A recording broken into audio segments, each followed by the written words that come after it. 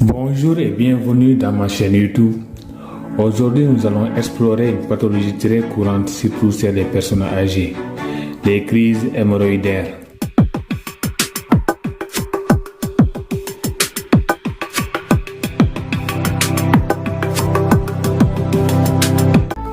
Au sommaire, nous allons voir dans cette vidéo 4 parties.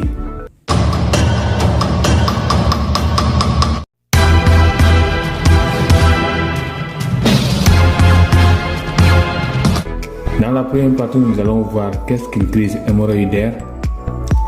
Dans la deuxième partie, quelles sont les causes d'une crise hémorroïdaire. Dans la troisième partie, quels sont les symptômes des crises hémorroïdaires. Et enfin, comment prévenir les crises hémorroïdaires. Qu'est-ce qu'une crise hémorroïdaire? Les hémorroïdes sont des dilatations des veines de la zone anale, anus et rectum et du tissu les entourant.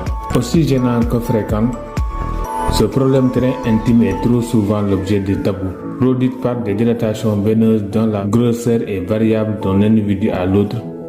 Les hémorroïdes peuvent être internes à l'intérieur de l'anus ou externes sur le pourtour de l'anus, en fonction de leur localisation. Elles constituent des structures anatomiques normales et ne revêtent un aspect pathologique que lorsqu'elles évoluent vers une maladie hémorroïdaire, c'est-à-dire quand les vaisseaux s'extériorisent, formant une boucle au niveau de l'anus. Quelles sont les causes des crises hémorroïdaires? Il est normal que les veines de la région recto-anale se dilatent légèrement lors de la défécation.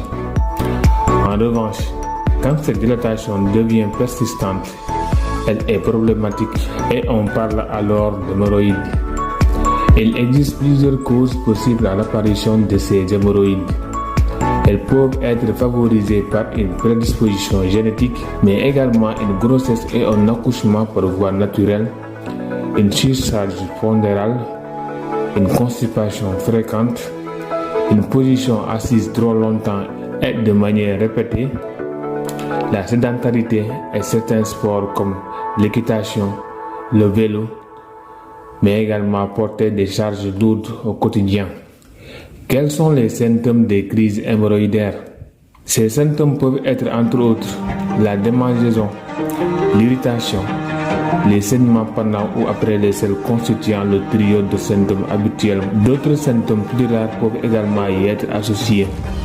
Nous avons entre autres des démangeaisons, brûlures et douleurs au niveau de la région anale et des douleurs lors de la défécation, des saignements pendant ou après les selles, des sensations d'une inflammation au niveau du rectum, des écoulements de mucus à l'anus, sortie de l'anus de protubérances sensibles.